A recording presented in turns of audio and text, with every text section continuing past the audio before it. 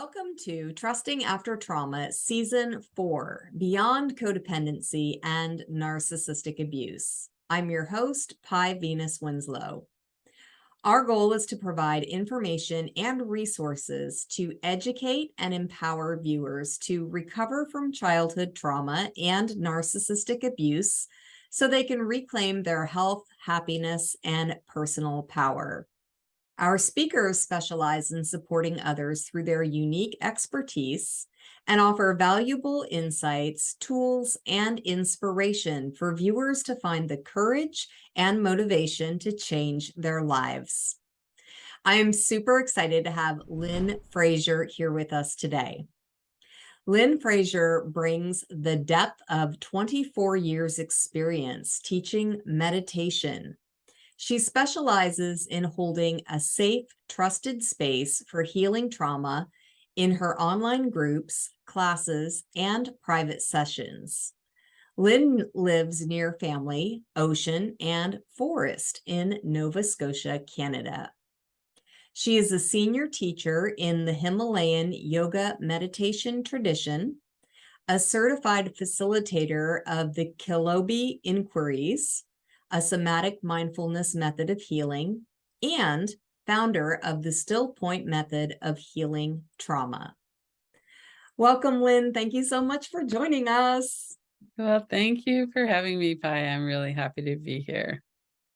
So tell us what it means by to be safe in our body in the present moment. So that's really the foundation of a lot of mindfulness practices and a lot of the somatic. We hear that word a lot now, somatic, meaning in our body. So what happens is our primitive brain and our nervous system are always scanning the environment for safety or threat. And it's highly negatively skewed towards danger because it hasn't really been an evolutionary advantage to notice things that are safe. We have to notice things that might be a threat. So our body is always scanning. We have this process, it's neuroception is the name of it. It's that unconscious perception of threat. And what that does is we associate everything that's ever happened to us, so all the evidence we have of what might not be safe, and we look around and we see, am I safe now? So part of the foundation of this is to be in our body, feet on the floor, seat in the chair. We might hold our own hands. We look around the room that we're in, and we realize that right now we're not in the past, we're in the present moment. And in this present moment, we're safe. So we signal that to ourselves through we relax our body. Our shoulders come down from around our ears. We take some deeper breaths, and that signals the nervous system that we're safe. And just looking around for cues of safety in our environment also signals our nervous system. Our nervous system's not auditory, doesn't work with words, it works with nervous system responses like our sense perceptions, what we hear, what we see. And so we're always needing to come back into this moment where we can actually check it out and see, am I safe right now in my body in this moment? And the nervous system overrides everything else. So we can't really convince ourselves, well, I should feel safe right now with this person, even though they remind me of that person who used to yell at me all the time. And so what we're trying to do is make our neuroception more accurate. And the way to do that is to be in our body. Okay. All right. Well, many people compulsively worry about what can go wrong. And so is this the negativity bias that we've been hearing about? And why are these Mm. thoughts so compelling? So the thoughts that are so compelling are things that signal danger to us. So if we and this works really well for the most part, because if we put our hand out towards flame and we get hurt, we immediately bring it back. So the nervous system, the primitive brain, comes on board way faster than our prefrontal cortex, our thinking brain. And so when we're looking at the negativity bias, we're always going to look towards what in the environment is different, and is there anything in this present moment that reminds me of something that was dangerous from the past. So we don't have to burn our hand over and over again. We do that once and then we know. And so for the kind of threat that most of us are working with now, though, it's social threat. So we have this negativity bias that gets alarmed at everything that could be a potential danger. So it's kind of skewed in that direction. But then it remembers everything that happened at the ages at which it happened.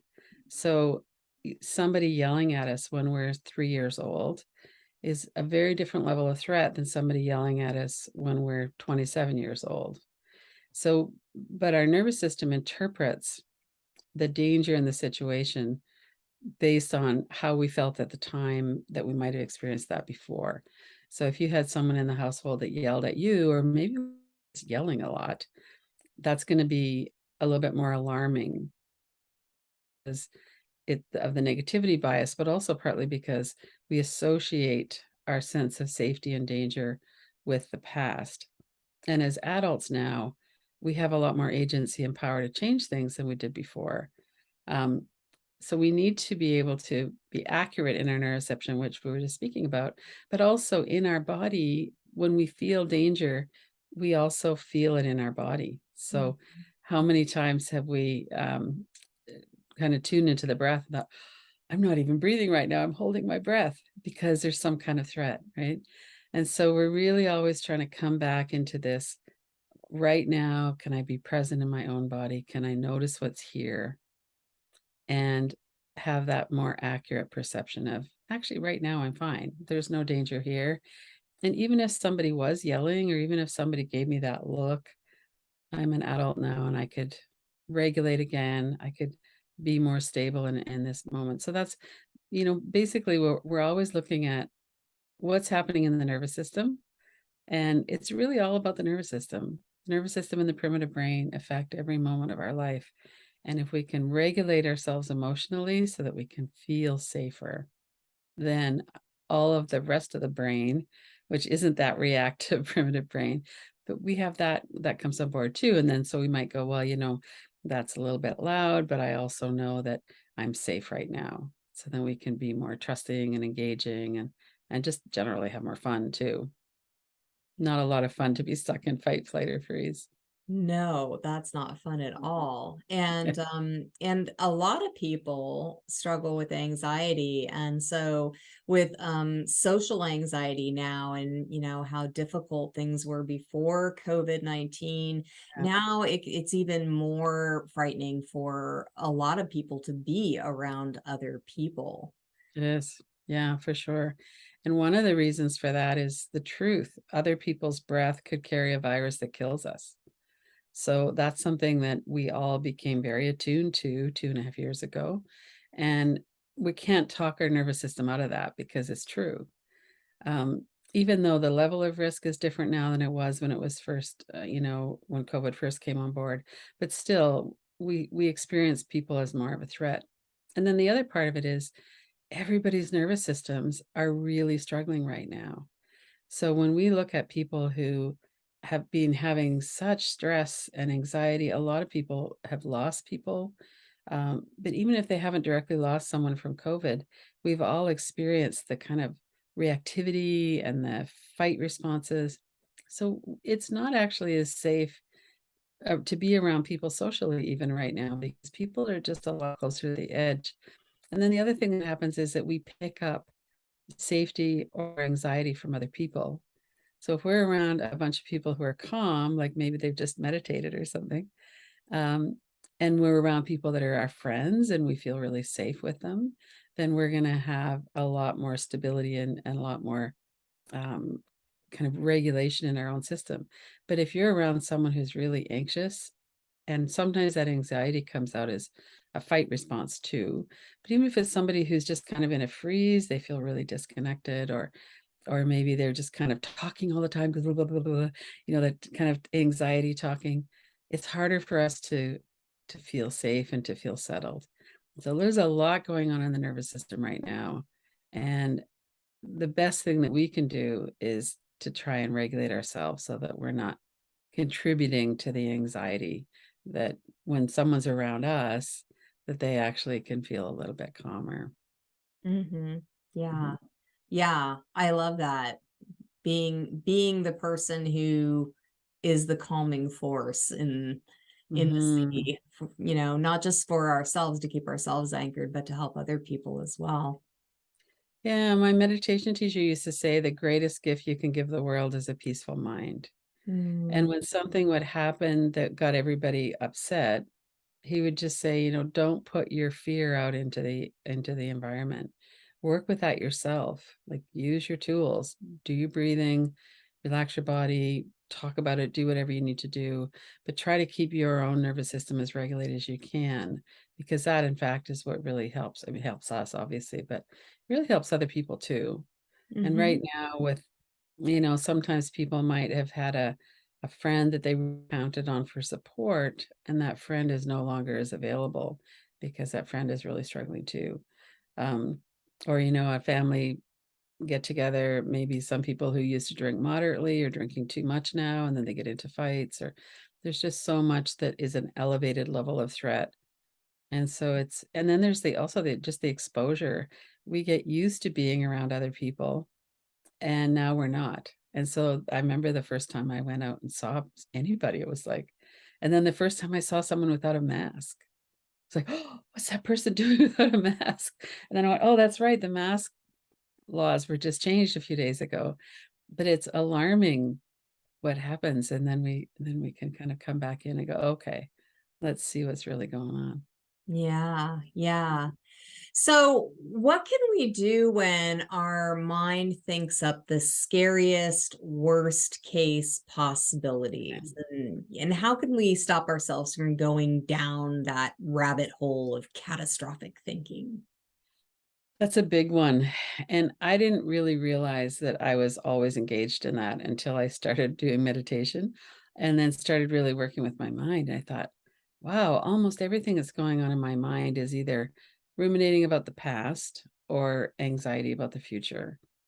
And so, one of the first things we have to do is to be able to monitor and be mindful of our mind so we can see, okay, right now I am going down that rabbit hole. Um, what's the actual situation? So, one of the examples that sometimes use because I learned so much from it was in 2005, my son was misdiagnosed with a form of cancer that was everybody that got it died. And for 9 weeks, we didn't know that he didn't have cancer. And during that time, and I was too, really working with my mind to go, okay, what's the actual situation right now? We're waiting for a confirmation of a diagnosis. There's no treatments happened yet. He's feeling pretty good right now. That's the situation right now.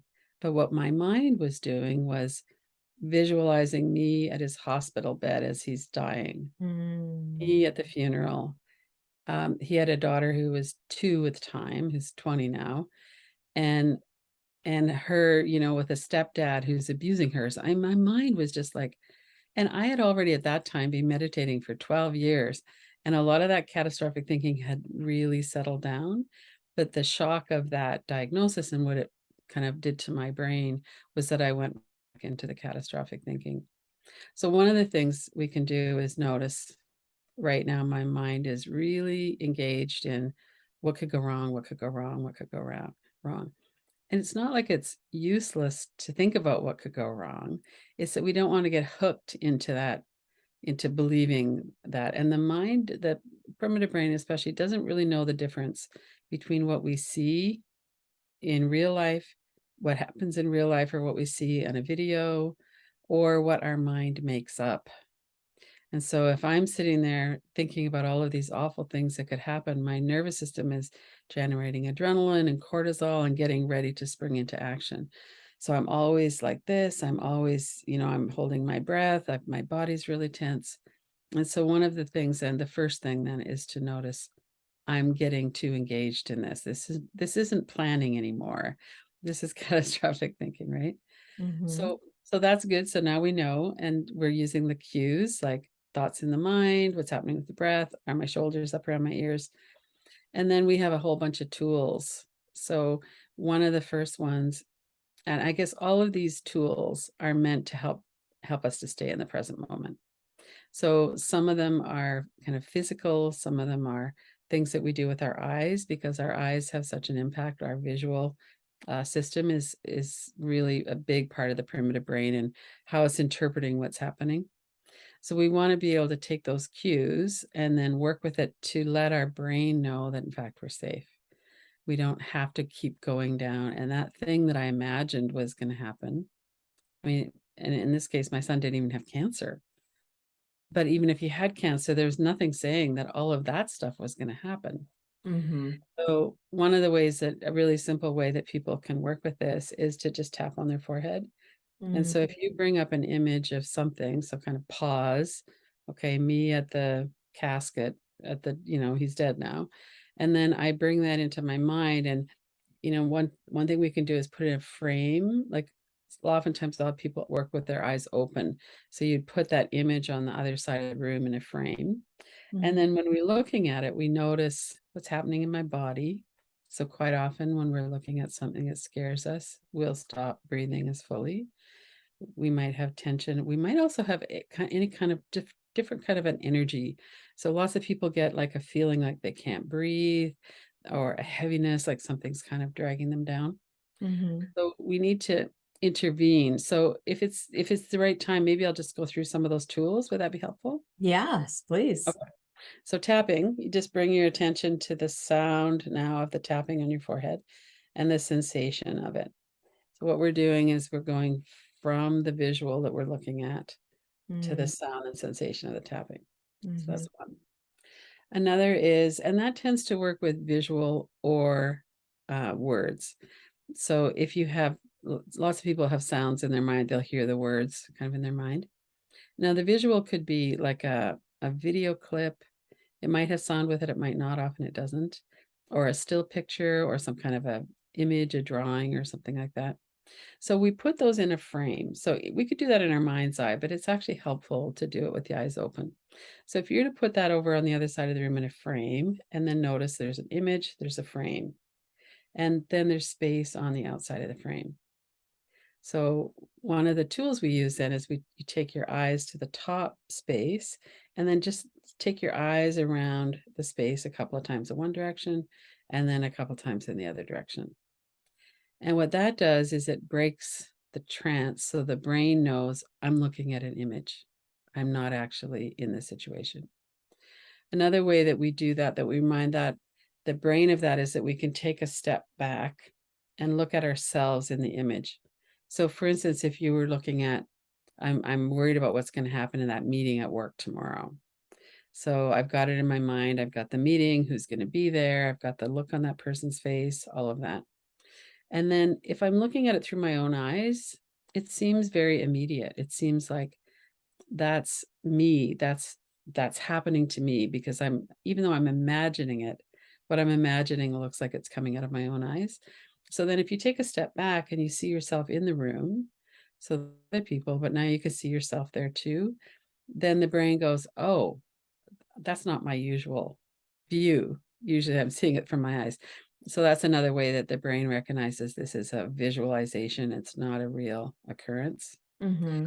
Another way we do it is we just look and see what's on the outside of that frame. So if you're visualizing it on your wall, there might be, you could notice the color of the paint.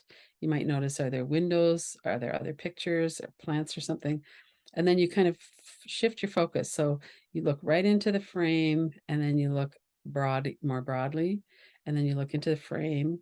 And again, that just kind of refocuses your brain to go, oh, I'm looking at an image. So that's what we're trying to do, is let the brain know that. And then other things we do are tactile. So one of the things is we might hold our own hands and Mm. just kind of get that support. Um, we have lots of ways you might look around the room, notice 5 things you can see, 4 things you can touch, that practice that we do.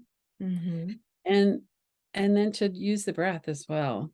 So if we're wanting to interrupt that, it's really good to work with the thoughts first. So work with the images, put them in the frame, do the tapping, take a few deep breaths, and then we also work with what's going on in my body. So there might be a tight fist of clenching kind of in our gut, or we might have something, a lot of people clench their teeth. So we have those things that are going on too. So what we're doing is kind of noticing, okay, here are some of the things that happen when we have catastrophic thinking, and how can I kind of intervene in a bunch of the different ones so that I really get it in my body that I'm actually not in that situation. So the thing that happens with catastrophic thinking is it's an attempt to control what's going to happen. And we want to control what's going to happen so that we can be safe. And so again, we're coming back to the safety. So we're not saying we should never try to think about what might happen, but it's really easy to get pretty unhealthy about that. And we worry a lot. Our whole nervous system, our heart circulation, everything thinks that it's true. And so that's one of the reasons why sometimes we'll do, visualizations of strength, because the brain will also believe that's true if we do it in this kind of focused way. But our real focus goes to danger, what's dangerous. And so that's why we get into these kind of patterns. But I can't even tell you what a relief it is not to have that going on in my mind all the time anymore. And I Yeah. didn't know that it was that bad until someone pointed out to me, like, "Are you always just thinking about those things?" And I'm like, "Well, doesn't everybody?" I didn't really even know how anxious I was. Yeah, yeah. I can say the same thing for myself. I've noticed that throughout my life. There are periods of my life where I seem to worry less, and then there are periods in my life where I seem to go down the rabbit hole more often. So, Yeah, yeah, and I yeah. appreciate you saying that you had been practicing meditation for so Mm, many years when you noticed that yeah, that was happening. So, so mm, yeah, I mean, clearly we're all humans, and our biology and our yeah. systems work work the same way. And I think that's really helpful to know and to point out, because it's not like there's something wrong with us that we have a nervous system that does that. This is what our nervous system is supposed to do. It's supposed to protect us from danger by alerting us. It's Mhm. just that it's not very accurate. So it's a blunt instrument. So then we have to bring our heart and our higher level mind in and go, well, what's actually the case here? Like, am I actually going to die if that person looks at me that way? Right. No, because I'm an adult now, and I can look at that and go, I don't even respect that person. Why do I care what they think about me? Or I don't even know that person. So we have all of these different ways of bringing it back in.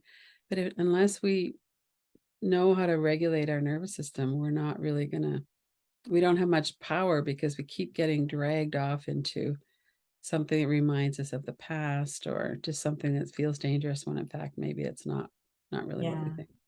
Yeah. Yeah. Yeah. Mm, And a lot of people have that inner critic, that mean, mm. nasty, persistent voice that tortures them. Can you talk about that? Like why that inner critic is there and how we can get it to back off? So I think again, the first thing would be to think about why the inner critic is there. So oftentimes it's because we were criticized.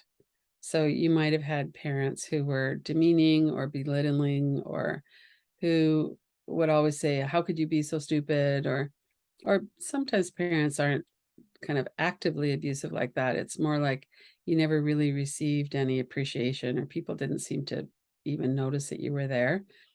So the inner critic is usually trying to help. So it's if we have, for instance, an inner critic that says, "Well, don't talk in that meeting because you're just going to show everyone how stupid you are." It's a way to shame us into not taking a risk. And if we don't take a risk, then for sure nobody's going to say think that we're stupid because we never said anything. And so some of it is that. And Pete Walker is a um, therapist who wrote the book Complex PTSD and The Tao of Fully Feeling, and a bunch of really great books. And he talks a lot about the inner critic and standing up to the inner critic and just saying, "No, you don't get to me like that. I'm not going to listen to you anymore if you're going to talk like that. If you have something you want to know, then tell me nicely." So sometimes we can And just kind of and then stop for a moment and just kind of sit and breathe and regulate and look, what is it about this situation that I'm worried about? Or what is it that I think might be a danger to me? Is it that I think I might look foolish, or what might that be? But the mind is so habitual that it really gets these grooves going in the mind. So if you have, sometimes you'll hear people say those things out loud.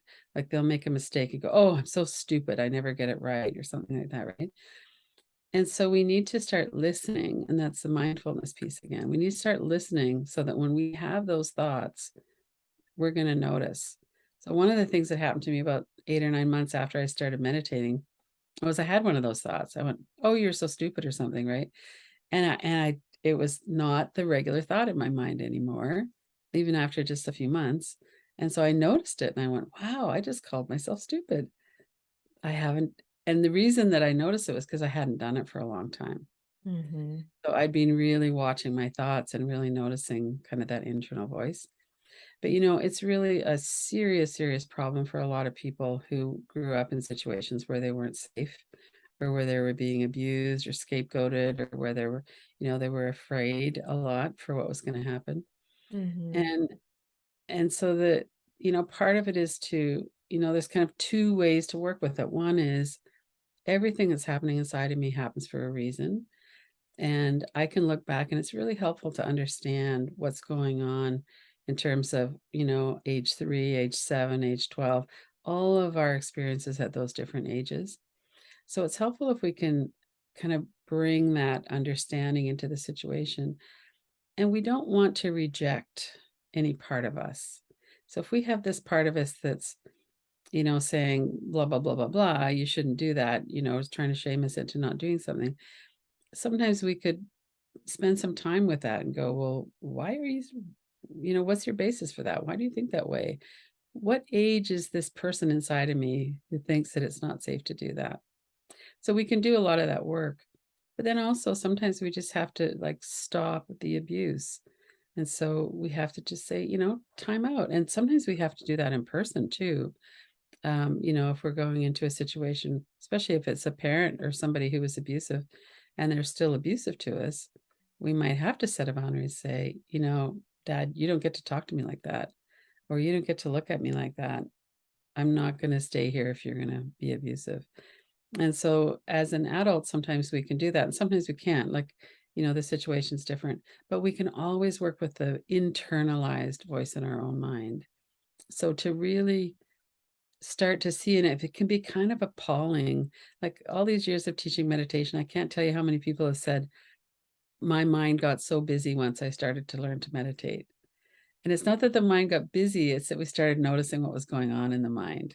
So Mm-hmm. what's going on in the mind is just like the water we swim in.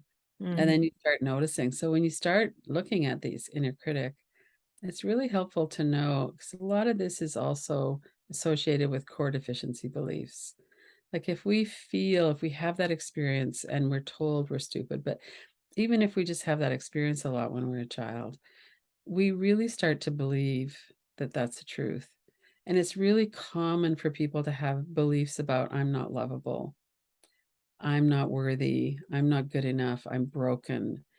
And even if it's, what we would call kind of ordinary trauma that people experienced, even if it wasn't severe abuse or neglect, we can still end up with this feeling. And it's really common that people feel that way.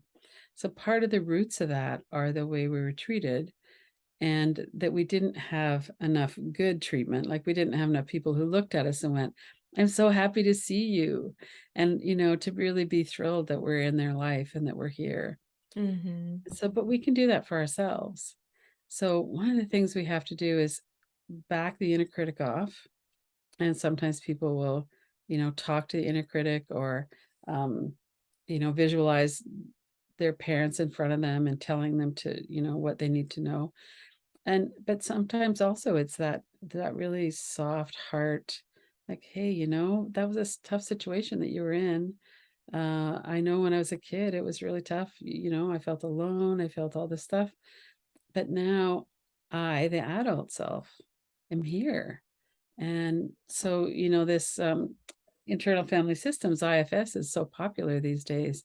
And I think it's because a lot of people are really benefiting from looking, why is that pattern going on? Why do I have such persistent thoughts? And Richard Schwartz calls it the self, but it's basically our inner adult. There's a lot of different words that people use for it.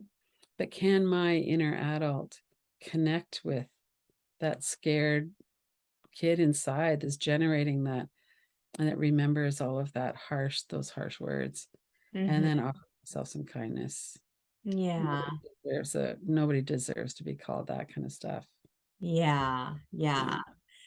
Ah, yes. I call it my loving inner parent. And is it loving a lot of the time, or is it? Well, when I'm focusing on her, and I like to think of her as a kind, benevolent, loving. You were talking about your adult self. I thought you were talking about your inner critic. Sorry. Oh, yeah, no, I was Yeah. talking about my Yeah. adult self, yes, Right. but there is the critic too, so Right. sometimes it can be a little hard to distinguish, like, which parent. Well, I know which parent I'm listening to, but it's Mhm. always kind of a parental voice, but, the Yeah. loving parent is the one that I always wanted but didn't have. Right. Yeah. Yeah. Yeah. And it's interesting that some people um have had, verbal abuse and being told things that no child should hear. And then other people have just not had anything really directed at them. They just didn't, they had that emotional neglect. Mhm. But we all need the same thing. Yeah. We all need someone to be attuned and to be sympathetic and empathetic towards us, and to um, just to tune into that. It was tough. I didn't have anybody then, and even it's a mystery how that works. That even though it's all happening internally, that something really changes when we can connect kind of non-verbally in our heart with that younger self. Yeah. Yeah. Mm. So, for people who wake up in the morning feeling anxious and like feeling, that pervasive feeling of dread, that feeling in the body, and sometimes that comes without thoughts even coming up yet. Why does that happen, even if things are pretty okay? And Right. what can we do about that? So, I didn't realize, I think, until the last several years of working with so many different people, the effects that whatever our environment is as a child, the nonverbal effect it has on our nervous system. So if you're looking at people that are waking up with anxiety in the morning, not always, but oftentimes they're people who woke up and whose lives were like that when they were children. So they didn't know what was going to happen. And the worst thing for our primitive brain is to not be able to predict. That's its whole thing. It likes to predict, right? But, or they could predict that it was going to be pretty awful. Mhm. So one person that I've worked with was said, my mom was depressed and never got out of bed. So even when I was a little kid, I had to, grade 1, 2, I had to make my own lunch and get myself off to school.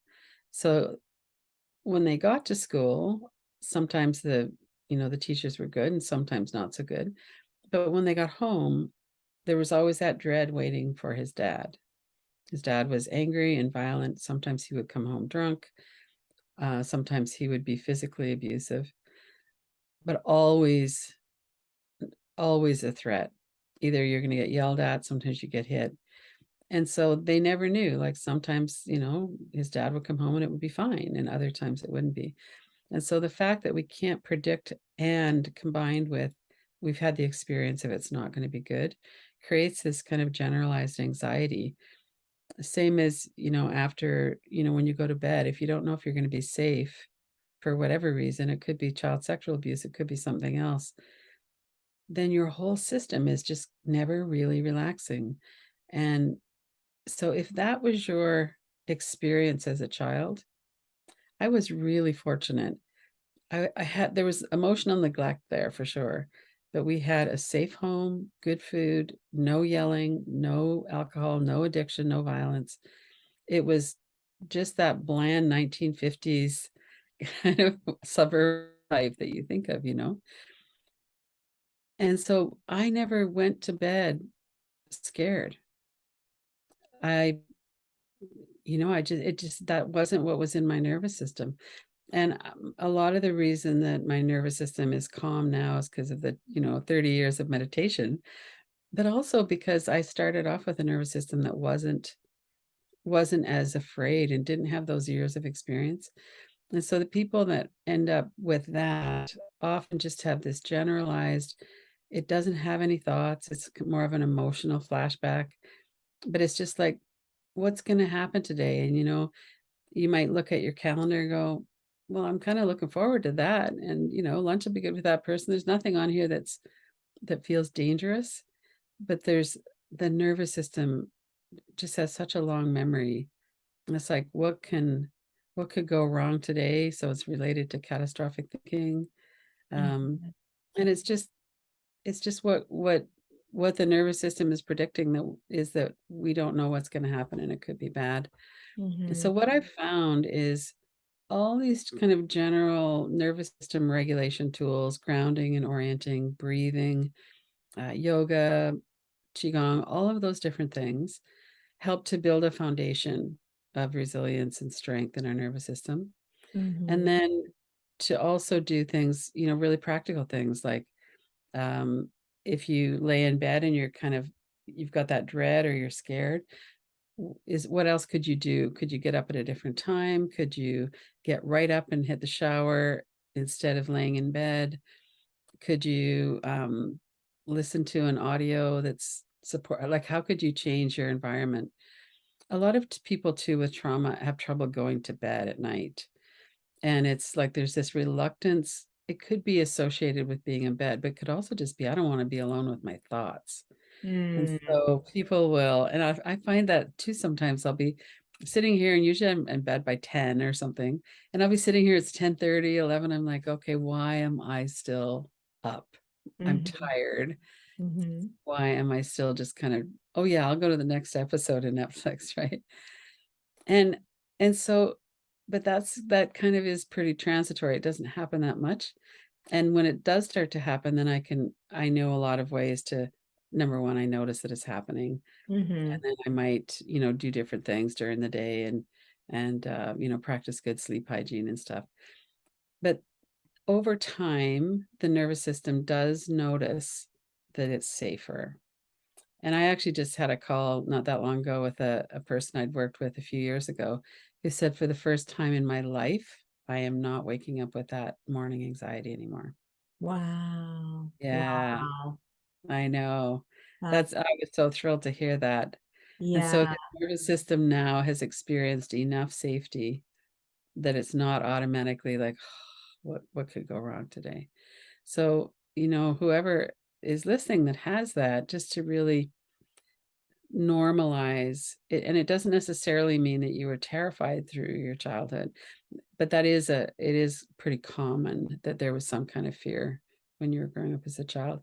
And that these methods that we have now, and there's so much about somatic healing and all of that, which is great because there's a lot of really proven methods, for using our breath and different things. I have a link on my webpage for emergency practices, and that's what that is. It's like all of those different ways that we can come back into our body, into this moment.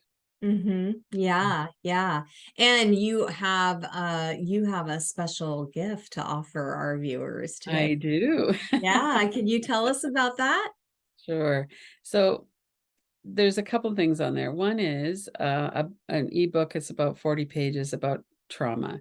And it's just like the ordinary trauma that we have. And it goes through a few things, how to work with thoughts, sensations, social anxiety, a few different things like that. So it's just kind of a 101, trauma 101. This is what your nervous system's doing, Mhm. which is very helpful for us to know.